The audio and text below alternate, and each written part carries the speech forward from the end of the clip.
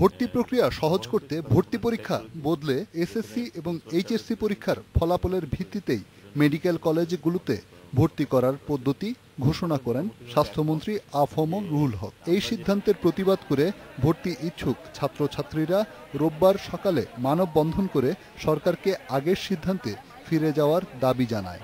Grading পদ্ধতি হওয়ায় পরীক্ষাগুলোতে অনেক ছাত্রছাত্রীদের ফলাফলও প্রায় একই রকম, তাই এই পদ্ধতি ক্ষতিকর বলেও দাবি করে তারা। তাই গোল্ডেন এ+ পাওয়া অনেক ছাত্র মানববন্ধনে অংশ নেয়। আমারও তো এ+ আছে দুইটাতে, কিভাবে নিবে? এটা কিভাবে সম্ভব? ছাত্রদের অভিভাবকরাও এই সিদ্ধান্তের প্রতিবাদে শহীদ মিনারে। সরকারের এমন সিদ্ধান্ত তাদের সন্তানদের ভবিষ্যৎ অনিশ্চিত করে দিয়েছে বলে মনে করছেন তারা। ওনারা 1 বছর আগে ডিসিশনটা নিত, আমরা অন্যান্য জায়গায় ভর্তি করে দিতাম। একই দাবিতে বিকেল 4টায় একদল শিক্ষার্থী জাতীয় প্রেস ক্লাবের সামনের রাস্তা অবরোধ করে মানববন্ধন করে। আন্দোলনে অংশগ্রহণকারীরা বেশিরভাগই বিভিন্ন মেডিকেল কলেজ ভর্তি কোচিংয়ের ছাত্রছাত্রী।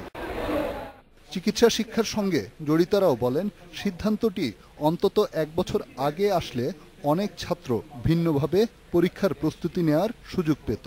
এই জিনিসটা যদি আগে বলে দেওয়া হতো, যে মেট্রিক পরীক্ষা ইন্টারমিডিয়েট পরীক্ষার আগেই বলে দেওয়া হতো যে অমুক সন থেকে আমরা মেট্রিক ইন্টারমিডিয়েটের মার্কের উপরে ভিত্তি করে পরীক্ষা নেব। জিপিএর ভিত্তিতে ভর্তির সরকারি সিদ্ধান্তের প্রতিবাদে 500 জন শিক্ষার্থী মানববন্ধন করেছে চট্টগ্রামে। এছাড়া সারা দেশেই এই সিদ্ধান্তের প্রতিবাদ জানিয়েছে শিক্ষার্থীরা।